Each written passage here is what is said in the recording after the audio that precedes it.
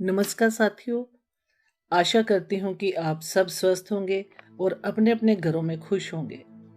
साथियों, आज मैं आपके लिए एक सच्ची घटना पर आधारित कहानी लेकर आई हूँ जिसका शीर्षक है अंधविश्वास। किसी छोटे से कस्बे में रोशन लाल जी परिवार सहित रहते थे।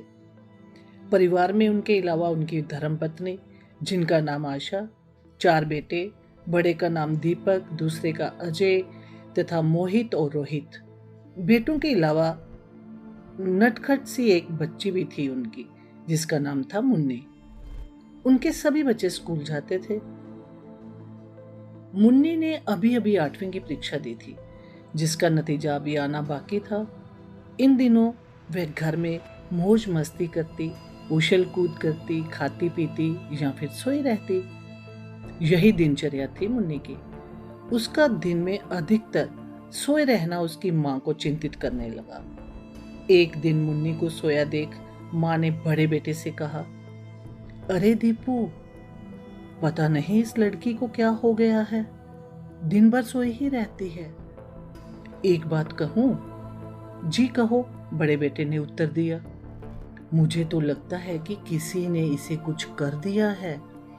बेटे ने माँ को समझाना भी चाहा कि ऐसा कुछ नहीं है माँ, दिन भर खेल कूद करके थक जाती है बेचारी, तभी सो जाती होगी। पर माँ के मन में बार बार यही शंका हो रही थी कि इसे पक्का किसी ने कुछ कर दिया है। बस फिर क्या था, माँ के कहने पर बड़े भाइयों ने एक दिन मुन्नी को बाबा जी के द्वार पहुंचा दिया, जो कि उनके घर की बगल में ही था। जाते ही मुन्नी का वहां माथा टकवाया। फिर बीबी, जिनमें बाबा जी का प्रवेश था, मुन्नी को कहती, तू भी बाबा जी की सेवा कर। यह बात वह समझ नहीं पाई कि किस बाबा की और कैसे सेवा करूं। दूसरी औरतों को जब हाथों से धरती को दबाते देखा, वह भी वैसा ही करने लगी। खुले बालों में कुछ औरतें नाच रही थी, कुछ रो रो के चिल्ला रही थी, कुछ ढोल की चिमटा बजाते हुए भजन गाने में लीन थी। ये सब देख मुन्नी कांप उठी। इससे भी ज्यादा परेशान तब हुई जब बीबी खुद चौंकी लेने लगी और चौंकी करते करते कभी किसी औरत को बालों से पकड़ उन्हें चौंकी करने को कहती, तो कभी सोंगल से उनकी पिटाई करती। ऐसी मान्यता है कि बीबी जब चौंकी करती है तो उनमें बाबा जी का प्रवेश होता है। तब उनसे कोई भी प्रश्न करो तो वह उसका उत्तर भी देती हैं और समाधान भी बताती हैं।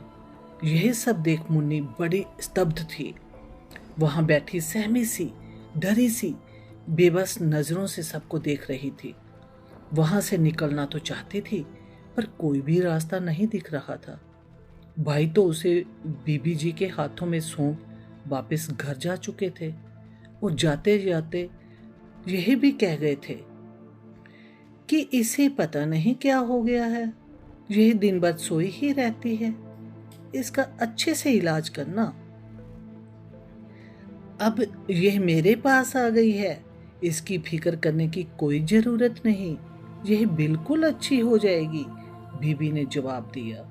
बीबी धूप लेकर आ गई मुन्नी के पास और उसके आगे तकाने लगी, पर मुन्नी को इसका कोई असर नहीं हुआ। जबकि जिस किसी में बुरी छाया का प्रवेश होता है तो धूप जलाने मात्र से ही उसे चौंकी आने लगती है।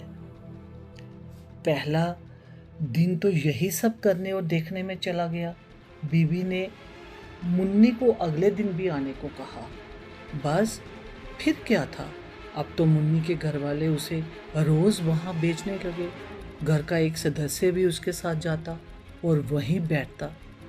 मुन्नी ने घर में सबको समझाने की बहुत कोशिश की कि उसे कुछ नहीं है, उसे वहां मत ले जाओ, उसे डर लगता है उधर। पर अंधविश्वास में डूबा हुआ परिवार उसकी बात मानने को तैयार ही नहीं था। दूसरा दिन भी ऐसे ही बीता। बीबी जी धूप लेकर आ गई और उसे कहती, चल चौंकी कर तू भी।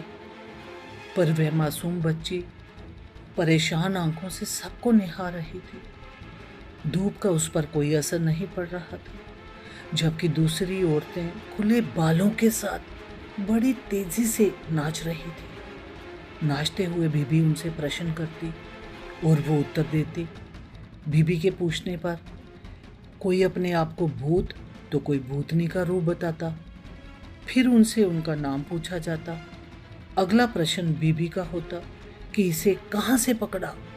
उसका जवाब भी मिलता। फिर पूछा जाता कि इसे कब छोड़ना है। कुछ तो जाने का दिन और समय बता देते, पर कुछ जाने के लिए मना कर देते। बस फिर क्या, बीबी जी सोंगल ले आती और उनकी खूब पिटाई करती। आखिरकार वो भी ये मानने को तैयार हो जाते कि जल्दी ही हम लोग इसे छोड़ चले जाएंगे। चौंकी लेने वालों की ज़्यादा संख्या औरतों की होती थी, मर्दों की नहीं। यह सारा मंजर देख मुन्नी और भी परेशान होने लगी। आज भी उसने माँ को ये बताना चाहा कि उसे कुछ नहीं हुआ है, वो अब सोया नहीं करेगी। उसकी बात कौन ही मानता। माँ तो पूरी तरह इस अंधविश्वास में डूब चुकी थी कि इसे किसी ने पक्का कुछ कर दिया है। अब मुन्नी दिल ही दिल में माँ से दूर जाने लगी थी और नफरत भी करने लगी थी। अंधविश्वास में डूबी हुई माँ इस बात से बिल्कुल अनभिज्ञ थी कि जिस जगह वे अपनी मासूम सी बच्ची को भेज रही है वहाँ ठीक तो नहीं, पर बीमार होकर जरूर आएगी। मुन्नी थी बड़ी बहादुर लड़की। अब उसे लगने लगा था कि उसकी अब यहाँ से जान छूटने वाली नहीं। उसे भी वो सब करना पड़ेगा जो बाकी लोग कर रहे हैं। आज उसका तीसरा दिन था और उसने सोच लिया था कि आज उसे भी चौंकी लेनी है। तभी तो उसने आज अपनी चोटी को बिना रबड़ लगाए ही बांध दिया था, ताकि उसके बाल सिर घुमाने से ही खुल जाएं, जबकि दूसरों के मतलब जिनमें किसी की छाया होती है, चौंकी करते करते खुद ब खुद ही खुल जाते हैं।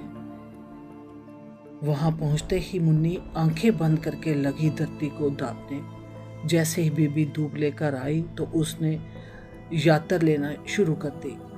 उसे सिर हिलाते देख बीबी भी खुश होने लगी कि आज इसका भूत भी रास्ते में आने लगा है। अब मुन्नी चौंकी लेने में मजबूर थी और बाकी संतों की तरह पूरी लहर में चौंकी ले रही थी।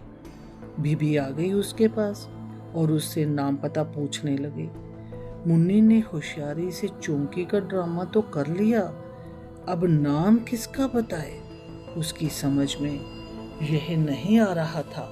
उसके जहन में 2-3 नाम ही आ रहे थे, वो भी किनके, जो उसके भाइयों के दोस्त थे, क्योंकि पहली बार भाई के उनके दोस्त भी थे जब उसे वहां छोड़ा गया। पर यह सोच कि घर वाले तो उनकी हालत खराब कर देंगे, बार बार सोचने पर भी ये तय नहीं कर पा रही थी कि किसका नाम लूं। नाम नहीं बताया तो बीबी आ गई सोंगल लेकर और उसके हाथ में थमाते हुए बोली, ले मार इसको जोर जोर से, खुद निकलेगा नाम फिर इसके मुंह से। अब मुन्नी बहुत डर गई थी, क्योंकि जिनमें कोई प्रेत आत्मा या किसी की छाया हो तो जितना मर्जी मारो उन्हें बिल्कुल चोट नहीं लगती, पर मुन्नी को तो चोट लगने का डर भी सता रहा था। मजबूर होकर सोंगल तो ले ली, पर धीरे धीरे चोट करने लगी। बीबी के बार बार नाम पूछने पर मुन्नी ने झट से कहा, मैं कल बताऊंगी अपना नाम। जान बची लाखों पाए वाली बात हो गई। आज घर गई, गुस्से में खाना भी नहीं खाया और उसकी गर्दन में चौंकी लेने से बहुत दर्द हो रहा था। चादर ओढ़ के सोने का बहाना बना इस सोच में पड़ गई कि कल तो किसी का नाम बताना ही पड़ेगा। माँ से मुन्नी नफरत करने लगी थी। लेटे लेटे यही सोचती कि मुझे कुछ न होते हुए भी कहाँ पहुँचा दिया है मेरी माँ ने। अगले दिन फिर वही रूटीन। वहां जाते ही बीबी ने धूप दिया और वह चौंकी लेने लगी। आज उसे भूत का नाम भी बताना था। बाकी लोगों से प्रश्न कर अब वह मुन्नी के पास आकर उससे प्रश्न करने लगी। नाम बता अपना, क्या नाम है तेरा? वह झट से बोली, सुरेश, सुरेश नाम है मेरा। बीबी का अगला सवाल था कि तू इसमें कहां से आया? ये पोलियो में जाती थी वहीं पर, मुन्नी ने उत्तर दिया। क्यों पकड़ा तूने इस बच्ची को? ये अगला प्रश्न था बीबी का। मुझे अच्छी लगती थी इसीलिए, मुन्नी ने कहा। अगला प्रश्न करते हुए बीबी बोली, इसे छोड़ना है कि नहीं? जवाब था, हाँ छोड़ देना है। कब? फिर बीबी ने पूछा। जल्दी ही छोड़ दूंगा, मुन्नी ने उत्तर दिया।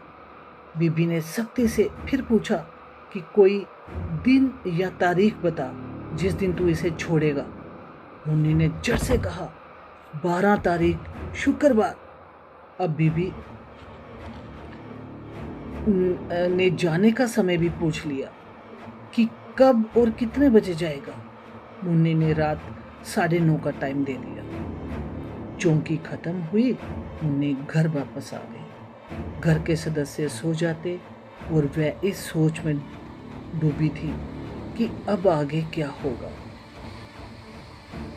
साथियों, क्या मुन्नी इस झंझट से निकलने में कामयाब होगी या उसका ये सारा झूठा रचा हुआ ड्रामा सबके सामने आएगा? ये सब जानने के लिए आप मेरे साथ बने रहिए अगले एपिसोड में। तब तक अपना रखें ख्याल। बहुत बहुत धन्यवाद। जय हिंद, जय भारत।